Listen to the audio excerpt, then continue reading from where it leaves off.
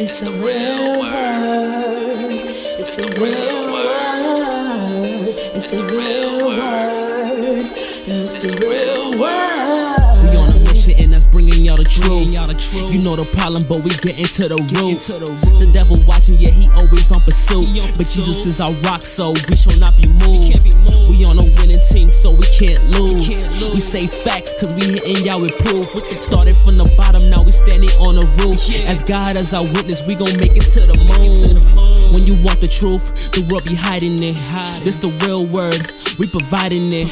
We got Ace, BK, Truth, Rick Star, and we plan to make a movie like it's Pixar. We came a long way from the plantation.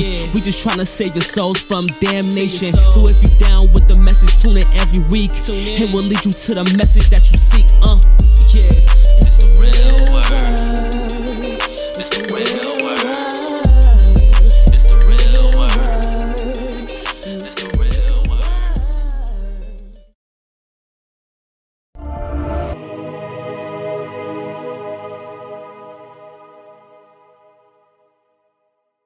Welcome to The Real Word Season 9, Episode 18. Shout out to everybody who's been watching. Shout out to everybody who's been supporting.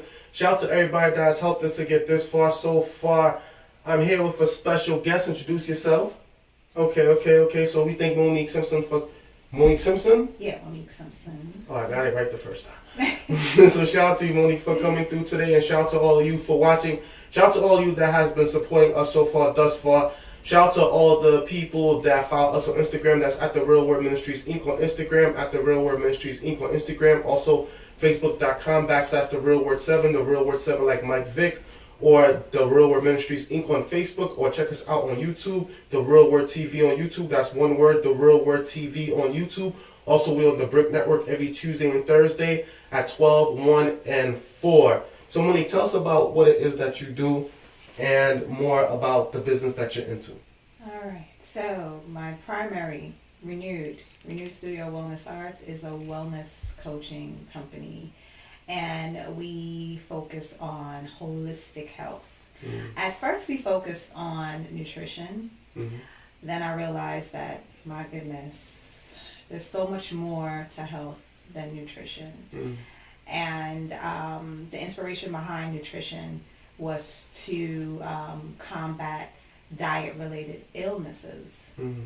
So that's why we started with nutrition, and then we realized, like, hey, people need way more. They need to manage stress. They need to explore themselves. They need outlets that inspires them to create. So with that said, we moved from nutrition to yoga, high-intensity exercises, and art therapy. Mm-hmm. Oh, wow. I'm familiar with art therapy in the sense that through working at the mental health shelters, one of the things that they usually do is help the people express their feelings through art. And sometimes, even though if they're suffering from bipolar, schizophrenia, or depression, or anxiety, or what it may be, they're able to express those feelings and emotions through art. Is this something that you witnessed yourself? Yes. I have a background with working with people with intellectual disabilities. Mm-hmm. So within that field, we utilized art therapy in a sense of visual art, but also through, music and functional art. I could say that's art that you can utilize within the home, mm-hmm. So we ended up coining the term wellness art. As a result of all of the different types of ways people explore themselves and, just figure out what they're made to create. If someone was to ask, what does wellness art look like? How would you describe it? Wellness arts. Okay. So wellness art is the arts that inspire people. Mm-hmm. Right? And I would say that art is very closely related to nature. Mm-hmm. So it's what we see in nature, what we hear, what we feel. So wellness arts encompasses all of those things. So that's why we have music, we have visual arts, we have functional art, like I mentioned, art that you can actually utilize within your home, and you know, yoga, all of the things that we have, it just encompasses wellness arts. Yeah. So what got you into this? Well, I worked for, 17 years? Yeah, 17 years I worked in social services, servicing people with special needs. And I got into the field by accident. And then, you know, I stuck with it and just explored the different areas that services people with special needs. And that goes from in the schools to facilities when children turn into adults, and then to in-home services when the population lives with their family, to the group home setting where they live with you know, other people of similar diagnosis or similar population. So I ended up working within all the different areas, and one of the things that was neglected or not such a big deal for that population was wellness. They made sure that, you know, the individuals were safe. So I take that back. It wasn't that they didn't care about their wellness. It wasn't that. But other than what were the necessities for them to survive, the other activities that, you know, really made the individuals like happy and discover themselves, and you know, all of the things that we had no idea that was within them as a being. So I coached that population, and then coached people that work with that population. And my pilot program for Renewed actually started in one of the day habilitation programs. And, you know, wellness is for everyone. So we do service people of all abilities. And, you know, I just kind of merged my work experience and my personal experience, and then that was the birth of Renewed. Nice. And how long have you been, I guess, the creator of Renewed? How long have you been doing this for? I would say I've been doing this for 17 years. But within Renewed, we started in 2015, and 2019 we had our first brick and mortar. Wow. And it's funny how we met, right? We met about 2 weekends ago at the Meepo Hall of Fame award show. Yeah. Shout out to Meepo making the impossible possible. And shout out to Felina Becker, of course, and the entire Meepo staff. And both me and Monique were honorees for the award. And she told me how she saw the show on Instagram, and I thought it would be a great idea for us to come on. You also spoke about the work that you did with Meepo as well. You want to talk to us about that? Yeah, it was so interesting, just how I connected with Meepo. I was at an event where the First Lady at the time of Guyana was having like a chat, an intimate chat about the works that she was doing in Guyana. And Felina sang the Guyanese national anthem. And I was like, oh my gosh, you sung it so beautifully. Are you Guyanese? She was like, no, I'm Haitian. I was like, oh my gosh. You know?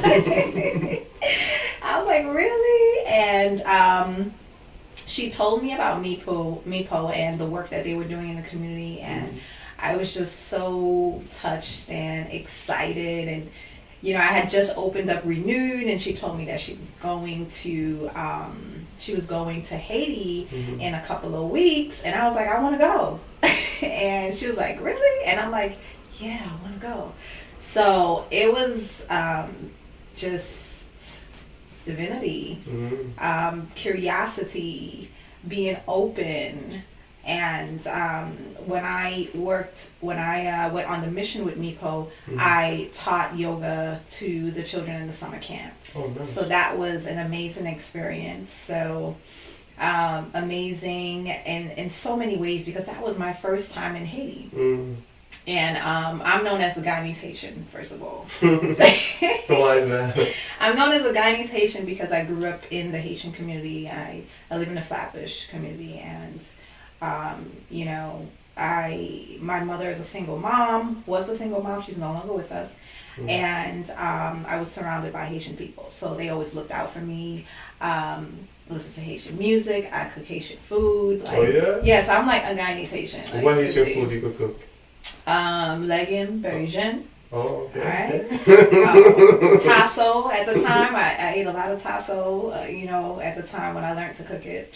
And, you know. What's tasso? I don't even know. Tasso. Was that like pork? That's fried goat. Oh, fried goat. It's okay. marinated in fried goat. Okay. So it has like goat.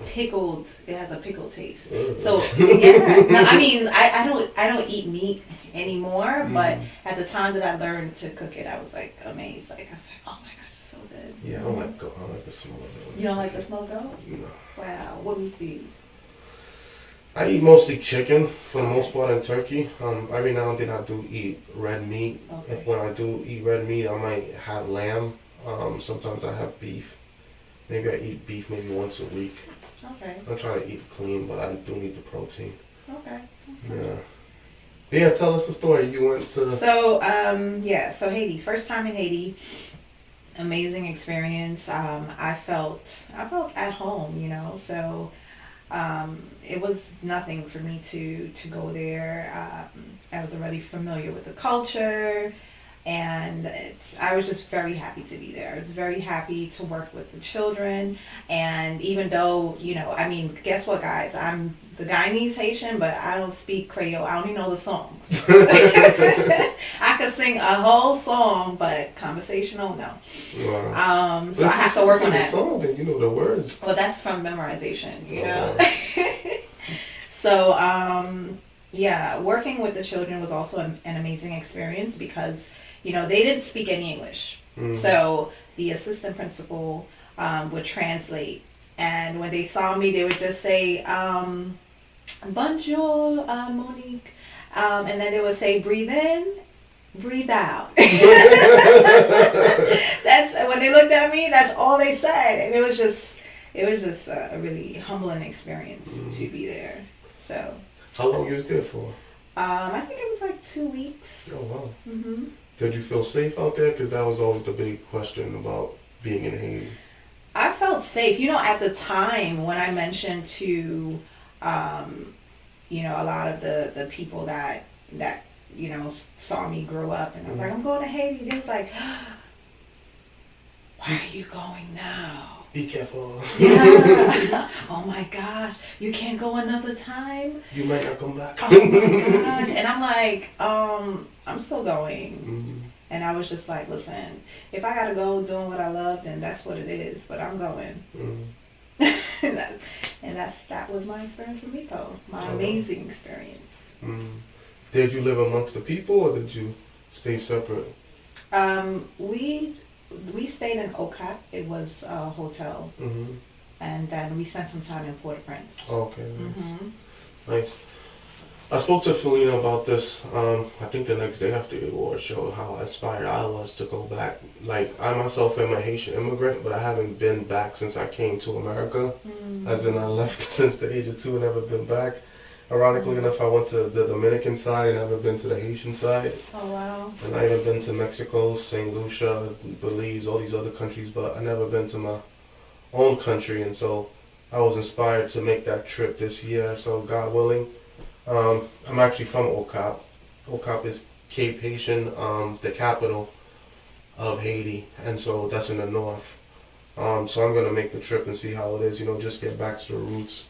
You know, I figure if I could... That's amazing. Yeah, I figure if I could survive in Brooklyn, I should be able to survive there. If you could survive in Brooklyn, you could survive anywhere. Yeah, thanks. Yeah, for sure. So tell us about your experience growing up in Brooklyn and Flatbush. How was that? I am like a true Brooklynite. Mm-hmm. I spent all of my years in Brooklyn, so much time that I often try to get away. And What you mean get away? get away, meaning any opportunity to travel, I took it. Okay. And I spent, well, first off, my experience in Brooklyn was amazing. I would say that, man, like, how do you, compared to other places, like, I really don't do that as far as compare, because every place has a special place in my heart. So it's like I can't compare places to Brooklyn. But I love Brooklyn. I went to Brooklyn College. All of my schooling was done in Brooklyn, except high school. I went to a high school in Manhattan. Okay. That I did start in Brooklyn and then went off to Manhattan. I just love New York City in general. There's no place like it. I love Brooklyn because of the diversity, the accessibility of different cuisines, different food. And that's kind of like what kept me here. Like, I've been to places like, Jersey and other states, and it's like the accessibility that you have to everything that you need is just not there. And that, I could say that's what really kept me in Brooklyn, because there's no other place like Brooklyn. Yeah.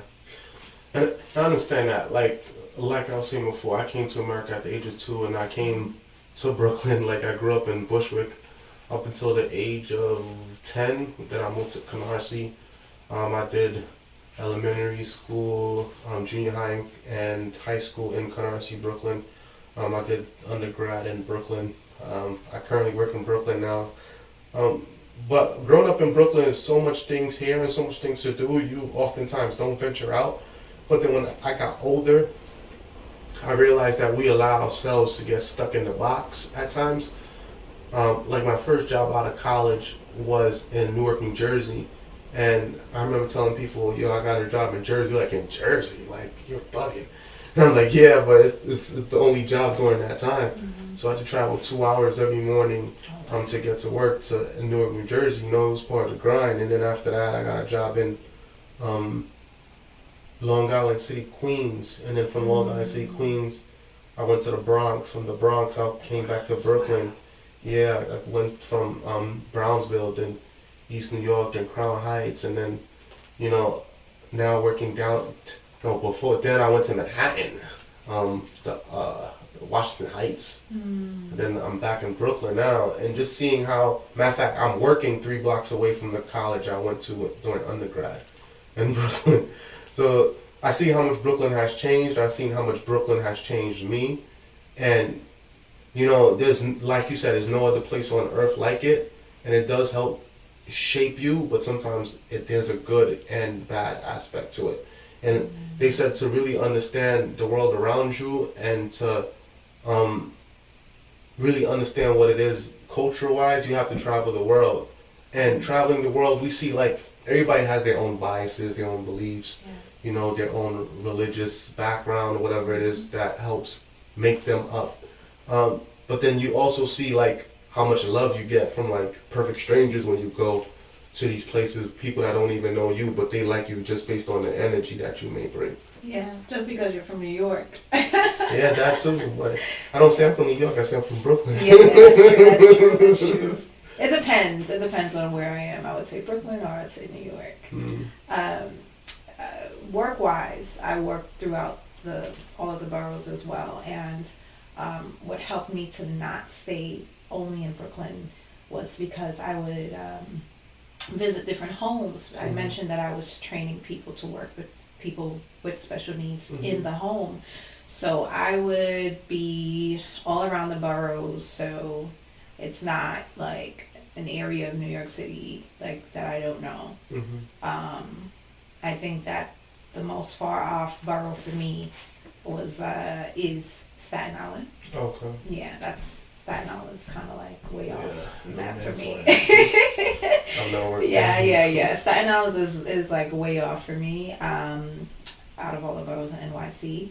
And pertaining to travel, my mother, she made it her duty to ensure that the summers I spent most of my summers away somewhere. So that was my opportunity to go and visit family in, London, and, opportunities that I would get to study abroad, I would do so. And I think that it contributed to who I am a great deal, in addition to my work experience and working with a wide variety and just diverse people, people of diverse ethnicities, but also learning to problem solve in other countries. It gives you a bit of a different perspective on life, and it allows you to understand that experiences are much more valuable than just tangible values. So share with us an experience that you feel like shaped your life. Every experience traveling had an impact on me. I would say one time I studied abroad in China. In China? That's interesting. Yeah, I studied abroad in China, so I was there for a couple of weeks, probably over a month. And I got lost. Myself and 2 other students got lost. And, it was night because we were out. We wanted to see, I forgot the movie. It was, this movie I think it's out now. Like one of the characters in the movie, Fast and Furious, that's what it was. Okay. Fast and Furious. So all of us saw Fast and Furious like a dozen times, but we just wanted to see it in China. So we went to the movies after going to the Japanese museum, the Japanese Massacre Museum. And, we took the subway and we were excited, and, I kept the coin because when you go to China, you use the coin and you have to drop it back. So they recycle the coins. So I wanted something to take back as a memory, so I kept the coin.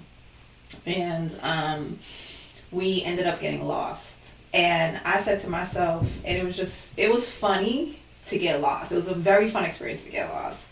And I think that we were kind of nervous, but we still made the best of it and try to work through that experience. And I was like, how did I get lost in China with a person that's Dominican, doesn't even speak English properly? I was like, why, Monique? Why? A Dominican that doesn't speak English was not the first language. And then someone else that just didn't speak Mandarin or Cantonese, or just wasn't, didn't speak the language well. And, we walked through this alleyway, and it was just a whole bunch of people, and, they see a black girl, a Spanish girl, and this other guy, and they're like, who the hell are these people? And, mind you, going to China made me comfortable with people staring at me. And that was something that, at that time, if you're in Brooklyn and in an urban community and you're staring at someone for an extended amount of time, sometimes they have a problem with that. Yeah. And I became so comfortable with people staring at me because that whole time I was in China, people were staring at me. Because you were black? Or? Yeah, because I was black, and a lot of people didn't see black people in person. Oh, did you see any black people in China while you was there? No. Oh, wow. Only the people that were in the group. Oh, no, I take that back. There were, I saw black people when I went to, when we stayed in Nanjing. So there's this part of Nanjing, there's this place called 1912, and it's a community of clubs. So we would just go to hang out, in the night, the students, when we were finished with that work. And there were a lot of students from Africa. But did you see any black Chinese people? No. And it's so funny because at that time, when I was preparing to go to China, I learned that the first Chinese dynasty was black. Yeah. I just learned that information. And I didn't find any information pertaining to that within China. No, they didn't have any pictures that reflected that any like ancient dynasties of black people, we didn't find anything like that. No, China's whitewashed. Yeah. Like a lot of places in the world. But, you know, most civilization came from the melanated people, you know, from Spain, from Northern Europe, all the way to China, all the way to the Americas, you know. And oftentimes the history is retold by the people that conquered. While helping the community at the same time. Nice. I would say gentrification is something that's affecting everyone. There was something that was going on social media. There was like how Jay-Z's old stash spot, 566 State Street, just sold for, I think it said $1.4 million. And there was like how a place that used to be a place where drug dealers just sold for millions of dollars. It's just a studio apartment. It makes sense. And that's how much Brooklyn has changed, you know. A lot of us were priced out, but I feel like we could always blame, you know, the drugs, slavery, oppression, all these other things that occurred. But there are people that were able to overcome that oppression, and there's some people that just fell victim to it and that didn't want to do better. We still see people like that today, and I'm sure there was people like that back then that didn't want to do nothing with themselves. And because of that, we weren't able to purchase a lot of things when they were much cheaper. But there was systematic racism within it, like the GI Bill, which allowed a lot of white families to buy properties for 0% down with the VI, with the Veterans Bill. The Veterans Bill where they had to put 0% when they buy a house with the mortgage. I think it's the GI Bill or the VA Bill, one of them. I think it's the GI Bill, one of them. But they were the VA loan. Yeah, the VA loan. That resulted from the bill. We still have it. So that allowed them to buy property and to build wealth. You know, you buy a house back then for $200,000, maybe it's worth $800,000 now, and you're able to borrow on that house, buy more houses, you know, reinvest in your kids to good colleges, buy off of one house, you buy another house, then you're able to move into a better neighborhood, your kid get into better schools. You know, all of that stuff takes into part. One of the things that has been an obstacle for us, people of color, is when we do pass it down, a lot of our children are unable to hold the properties because they're not able to pay the taxes or maintain the property, and then they end up losing it. That's why knowledge is power. You know, the same opportunity with the VA loan is available to people of color. You know, there's other programs such as like NACA that. What's that? Explain to me. NACA is a program that I found out about a couple of years ago, and you can purchase a home through NACA for a low interest rate, lower down payments, and I just find that a lot of people aren't knowledgeable about NACA. I think states like Maryland, the military states, I think they're more knowledgeable about NACA. They have it in New York too? Yeah. Oh, wow. It's definitely available in New York. So I think that... Spell NACA for the people that's watching. N-A, N as in Nancy, A as in Apple, C as in Cat, A. A-E? N-A-C-A. N-A-C-A, NACA. NACA. So everybody go and Google NACA, N-A-C-A, and figure that out. Yeah, so what they do is, you know, you do a workshop, you're able to, you know, create a profile, and then you have like someone coach you. They tell you what you can afford, and you know, they help you establish like whether it's a budget, a plan to, you know, go through and purchase your property. So I think that once you want something, you find the information. And I think that we need to take our wealth, our health into our own hands. And once you acknowledge that it's your responsibility, then that's where the changes come. Change also comes when we work together. So working together, a lot of people, one time I said to one of my contacts, I said, hey, I wanted to purchase a building instead of, I wanted to purchase a brick and mortar. And the person said to me, this is a person, a Jewish person, Mm-hmm. said, find me something under market value, and then I'll just get a group of people and split the risk. And I'm like, find a group of people and split the risk. If he can find a group of people, why can't I find a group of people and split the risk? Mm-hmm. So this is the way that, you know, other communities are thinking. Mm-hmm. And a lot of times within our community, people want everything on their own. If they want to know that they're getting a big chunk of nothing, they want 100% of the business. They don't want 5% of the business that's making $5 million.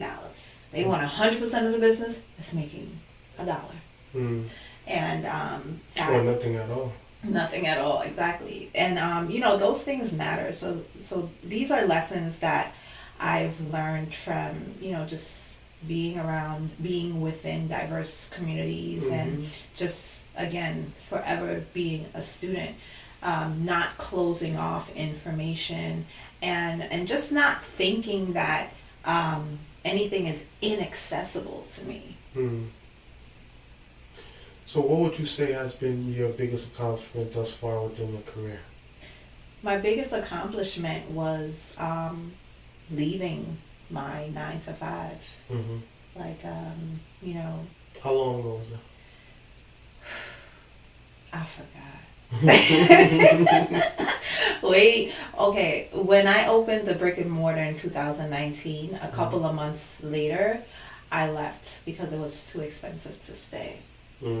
What do you mean too expensive to stay? It was too expensive to stay at my 9 to 5. Explain that.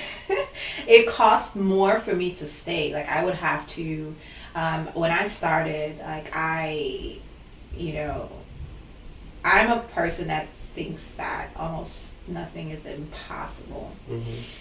And that's also why I like Meepo, right? Yeah, right? So, when I started Renewed, I would basically teach every day. And I would just start from morning to evening, teaching classes. I teach cooking, I teach piano, I teach a whole bunch of stuff, right? All of the skills that I've acquired throughout my life, I would just teach it. Yoga. And I had to be there. So how can I be at a 9 to 5 and still be there? I would have to, I started off as the only person teaching. So if I were to, you know, work my 9 to 5, you know, I had a plan. I knew my industry. I just didn't just jump into something. I knew my industry. And if I were to work my 9 to 5, it would cost me more money to run my business. Okay. So it costs more to work the 9 to 5 than to be there. And looking back now, you feel like you made the right decision?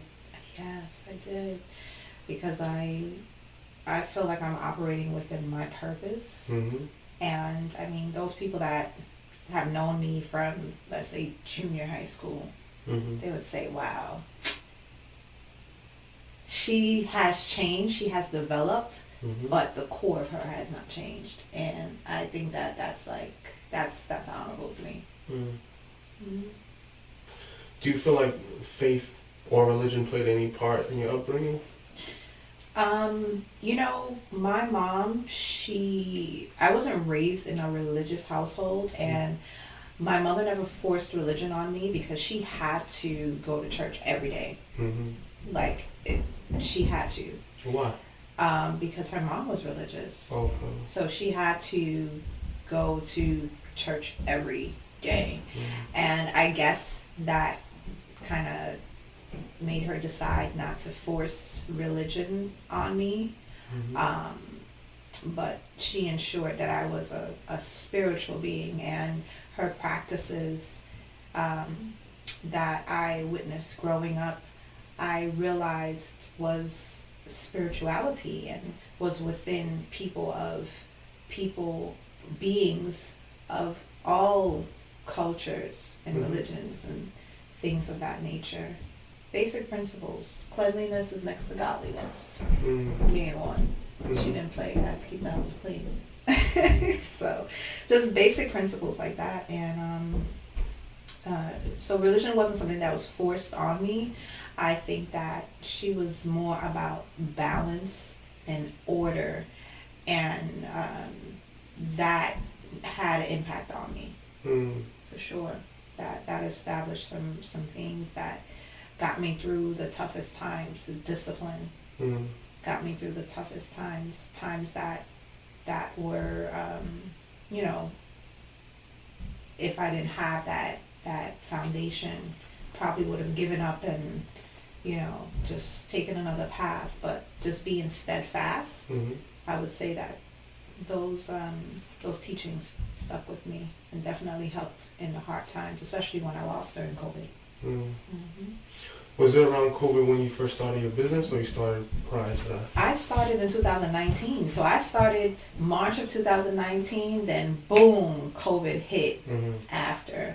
And one thing I would say is that I don't look at situations that happen or challenges as something that, you know, something that is to hold you back. I look at challenges as a learning experience. And from COVID, it taught me how to seek resources for your business provided by the government. So, you know, I wasn't in the PPP group that got a whole bunch of money, but I didn't like go to California like all the other Brooklynites. But what are you doing in California? That's a whole nother story.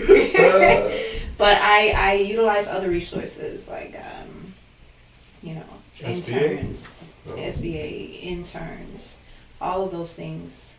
I learned just free resources to edify myself, educate myself within my business to help me to just continue to go on. And I thank God, man, because I was seeing businesses close left and right all around me, and I was like, how are we going to do this?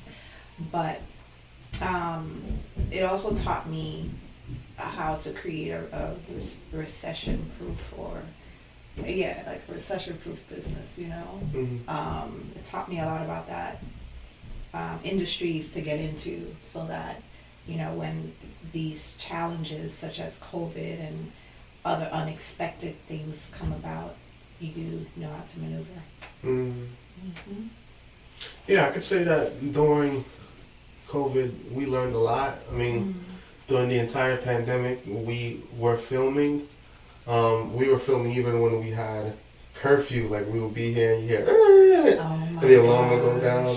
And what I had to do during the time, I was considered an essential worker, so I would print out the permission slip. And you pulled out. and give it to my friends. We would hit that copy machine. Oh my God. So it was a ridiculous time, I feel like, you know. And even at times, like, the effect it had on us psychologically, I think that's the biggest impact that it left on us. Like, you know, even now, you'll see some people, the people that have social anxiety, they still wear their mask and they hide behind it. There's people that still won't go around people. There's still people that haven't left the house till today. You know, there were people that... Really? Wow. Yeah, there was people that didn't leave their house for the entire year, and they were just going nuts. So, you know, being a psychotherapist, a lot of the time, the thing that a lot of clients had issues with, especially younger patients, was the social aspect, you know, finding friends again, being around people, like knowing how to behave around people once again, you know, being in normal, regular settings, dealing with anxiety, dealing with depression, dealing with, you know, resentment. A lot of couples broke up, a lot of people lost loved ones, a lot of families broke apart. So, you know, people dealt with that, you know, the kids that were abused, unfortunately, you know, the domestic violence that occurred during that time. So a lot of crime occurred during that time, you know, with the Wild West during that time. So all of that, you know, we're dealing with. Definitely a historical time. Yeah, the repercussions, the aftermath of all of that. And we're still dealing with the aftermath right now. I mean, you know, all of the COVID, the programs that provide assistance as a result of COVID are no longer around, but the effects are still lingers on. So Yeah. still getting through it. I think they officially stopped the funding for COVID this month, I think. Yeah, it was fairly recent. Yeah, so you know they completely removed all the restrictions, and you'll ask yourself what's so different from then to now, besides what they're saying out loud. Yeah. Do you feel like it was all a mental thing, or you feel like it's something that actually happened? COVID? Yeah. Oh, COVID was definitely real. I saw people. We saw the bodies. We saw the bodies. The meat trucks. So what's changed? Well, we don't see the meat trucks anymore, for sure. I know, but what changed? Like, what stopped COVID after a while? Like, I don't think it was the vaccine, to be honest. It's just not really effective. What stopped COVID?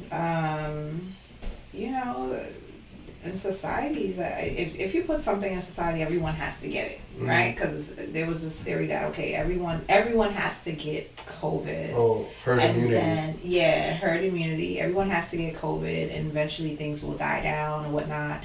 I'm not sure of the stats. I don't know, like, how many people are still dying from COVID to this day. But I think COVID was real. It's definitely real. Were you outside during the entire time, or did you? Well, I was an essential worker as well, and with the population that I deal with, the special need population, at that time it was very hard, and at that time my mother was also sick at the very beginning. So thank God that I didn't have to go to a 9 to 5 per se, and I was able to come and check with her and just be there for her. And you know, they said that she had COVID, and I was like showering her, and I was afraid for her. I wasn't even afraid for me, because what was I was more afraid for people that have the diet-related illnesses, the diabetes, the high blood pressure, all of those things, because if your body is battered by that illness, by the diet-related illnesses already, then the likelihood of you being able to overcome COVID is much lower. Yeah. So I was very afraid to bring her something, and you know, it's just my whole experience with that was just.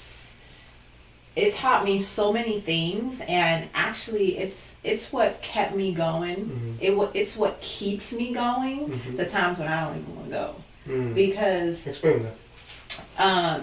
Meaning, you know, I'm doing what I like to do, but you know, there are times where things get a bit taxing, and you know, the industry is wellness, so people are taking away from you. They're taking from your energy, and you're a psychotherapist, so you understand that. Like, you have to replenish yourself. You have to like refill your cup, and just knowing that, because like, listen, I'm not gonna lie, like I gave those doctors a hard time. Like, I was not playing, like, not with my mom. Like, I was on the phone with those doctors. I was recording calls, listening to them, to the next day say, well, you said this, you said her levels were this, now today you're saying this, what's going on? And I spoke to residents that were so nervous, because it was a lot that was going on. I had to tell them, it's okay, calm down, let me know what's going on, explain to me what are her levels, her oxygen levels, what's going on with this, what's going on with that. Like, I spoke to people that were nervous. And had to tell them to calm down. And I had to be compassionate, because they're there, front line. I'm not there. I can't even go in. So, I mean, you know, that experience with my mom, and just the fight with her diet-related illness that she encountered, I started the Gloria E. Simpson Foundation because of that, and Renewed supports the foundation to provide free access to educational workshops, cooking classes, to the community. And so much came from that. Started Renewed Wholesome Goods. A lot of my students, when you teach them what to cook, how to cook, how to get it, and then they look to you to provide access, because we use a lot of specialty goods, so Renewed Specialty Goods. And all of that came about as a result of my experience with my mom. So a lot of businesses started in COVID, right? And, that all came about from that experience. So just the challenges that I had with advocating for my mother during that time, even before COVID, just advocating for her through the duration of her having or dealing with diet-related illnesses. All of those things like fuel me. So when I have like nothing in me, like I just think back to a time when I was a little girl and I would see her, just having a hard time, or just say, hey, bring the fan, I need air, and things like that. That keeps me going. And I feel like everything happens for a reason, right? And as soon as I walked into the award show, like I think you were one of the first persons that I spoke to, and then you referenced the show, and I was like, how'd you know about the show? And he's like, it's on Instagram. I'm like, how you know it's on Instagram? Now I had to look up everybody. And then I asked you if you wanted to come on. He was like, yeah. And I was like, are you serious? He's like, yeah. So what made you want to come on? I saw like one of the shows where you were just talking about, you were just dropping gems to the youth as far as how to maneuver for success. And I think that's what made me want to come on, because, I didn't have anyone to listen to that was like, telling me like, hey, move like this, move like that. Like I didn't have that. Like I had to develop that. I had to learn from trial and error. I had to learn from, the mentors at work, because everyone, I like kind of got like a mother at every job. Like there was always someone that was like, okay, I'm gonna take her under my wing. I had to learn from those experiences, but just to see you talking about that, it was positive, and I liked the content, so I said, why not? Appreciate it. Yeah, you're doing a good job. Thanks, I'm trying. I mean, and you also asked like, what was the inspiration behind all this? Why you asked that? Because people have a purpose. They're inspired. Everyone is inspired. When you see someone doing something mission based, they're inspired by something, right? So I knew that you had a unique story that caused you to want to talk to the youth and just talk to your community. So that's why I asked. Yeah. So I think growing up, majority of my friends, they grew up without their fathers. One of my neighbors, his parents had got divorced. His parents were both attorneys. They got divorced. His father moved. So he grew up without a father. My other neighbor, his parents divorced. His father moved. He grew up without a father. My other neighbor, his father was in jail. So he grew up without a father. Another neighbor, the father and the mother was going through domestic violence. The father left. My other neighbor, his father left. So it was like, I was the oldest one on the block. So all of them, they came up under me, and we used to like play basketball in the backyard. And every time I would have an interaction, whether it be with like females or at a job or anything that was going on, we would all gather around the backyard and we just talk about it, And I'm like, come, you tell your story, Even up until today, we still have that brotherhood. And we grew up together, even from being each other's best mans, like, going through fatherhood, going through different situations in life, we shared that brotherhood, and I seen how much it impacted each other, up until what I was telling you earlier, up until 2015, 2016, when I was nominated youth director by my church.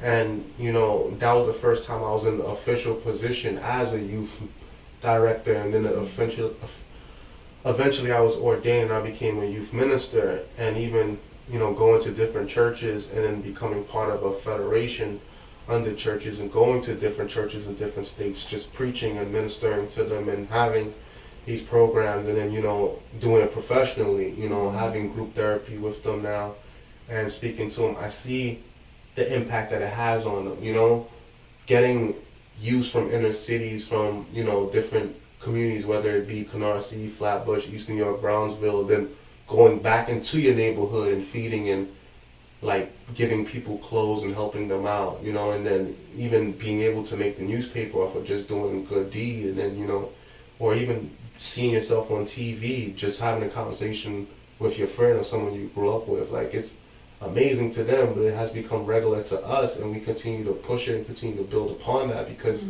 all things are possible, right? Like, if you would have told me years ago I would have a television show, I'm like, yeah, you're talking nonsense, like, all these things that came to fruition, even recently being able to close on our 10,000 square foot building for our church and community center, like, even coming for that, and that took 30 years, that's a big move. Thank you. And we actually bought the block, so seeing things like that come into light, like, I know that I was placed here for a bigger purpose, and I even said it during my Mevo acceptance speech, like, the small amount of success that we've had thus far is nothing compared to what we'll have to do in the future. But while we're still doing it, we have to help those that are still on their way up, And I feel like I've done enough in Brooklyn, I've done enough in New York, but I haven't done enough in my own country. So I need to go back home and, go back, yeah.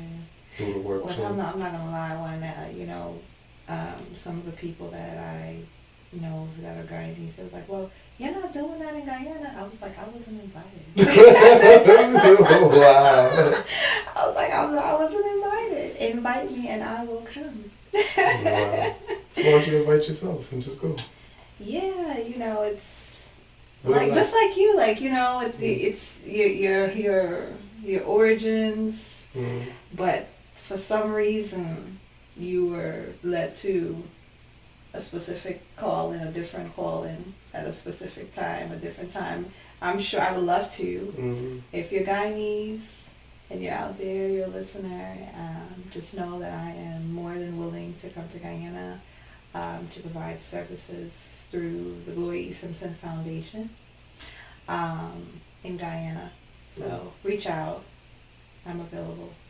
Okay, cool. Yeah, and it's kind of biblical. They said that it's always hard. It's the hardest for a minister to minister to his own people, or to the people from his own community, or to go back home and minister, whichever interpretation you want to use. And I feel like that is hard, You can always go someplace else, create a new identity, or be someone new, or be yourself, even, some people call it. But then when you go back home, people base you upon who they knew, and they did it to Christ. They're like, oh, trying to say they don't value you the same. They're like, oh. Yeah, it's almost like I had to do it, like, as big as I became over the years, I still attended the same church and was around the same people. And then I started going around people that they would act almost as if I wasn't as influential as I was, so that they could take advantage of me and my services, almost like they putting me down to put me under them a little bit. And so I had to remove myself from the situation and like, wait, I don't really need these people. I could just do my own thing, And sometimes you're more powerful within your absence, and I had to learn that. Like, I had to not be so available to people, and I had to live within my exclusivity. So I had to do that, Because if people see me all the time, they probably like, all right, we see this guy around all the time. But if you barely see me, they're like, all right, I'm busy, I'm doing things. Yeah. Yeah, unfortunately, that's what works. Yeah, eventually, And let them live through your pictures. For sure. For sure. Sometimes you have to take that approach. Yeah. When you're not valued, distance. Yep. So if you could leave the people with a closing thought, what would it be? Find your purpose. Find your purpose. Whatever it is that you do well, keep doing it. Develop that. You know, and just because you see someone doing something already, it doesn't mean that you shouldn't do it. You know, there's room for so much on this planet, and we should make use of that. We should create.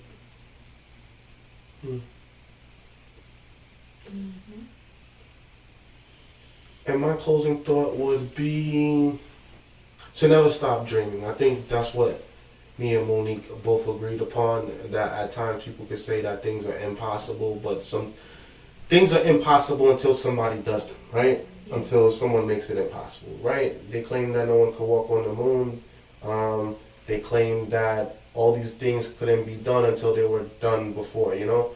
And once they were done one time, they were broken over and over and over and over and over and over again, you know? But one person had to make that giant step for man, giant leap for mankind.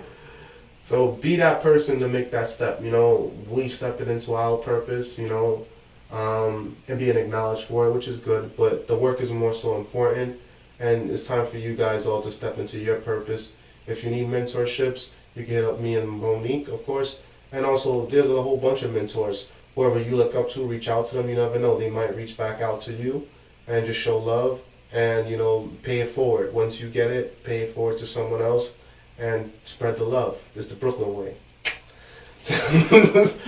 So we thank you for joining us tonight. Shout out to everybody for supporting. Shout out to everybody for watching The Real Word. Shout out to everybody that has subscribed to our YouTube. That's www.youtube.com/therealwordtv. You can also catch us on the Brick Network every Tuesday and Thursday. We're also coming to BronxNet, so check us out on BronxNet. We're coming to the Bronx as well. If you like only podcasts, you can listen to us on SoundCloud, Pandora, Apple Podcasts, and SoundCloud, of course, wherever podcast is found. And also, you could also catch us everywhere. Anyway, just Google The Real Word Ministries. So we thank you for joining us. We close out with a prayer. You want to pray for us? I'll let you leave. Okay. All right. Dear Heavenly Gracious Father, we thank you for this moment in time. We thank you for this ability to be here with you. We thank you for this ability to come together as one. We ask that you continue to bless all the works that we have done and the works that we continue to do. I ask you to bless my sister Monique, as well as her business and everything that she's doing. Order her steps, Lord, order my steps as well. Continue to bless this platform and the work that we're doing with The Real Word and with The Real Word TV and The Real Word Ministries. Shout out to all our supporters, and we thank you, Lord, for blessing them as well. We thank you in the name of your Son as we pray. Amen. Amen. Thank you for having me.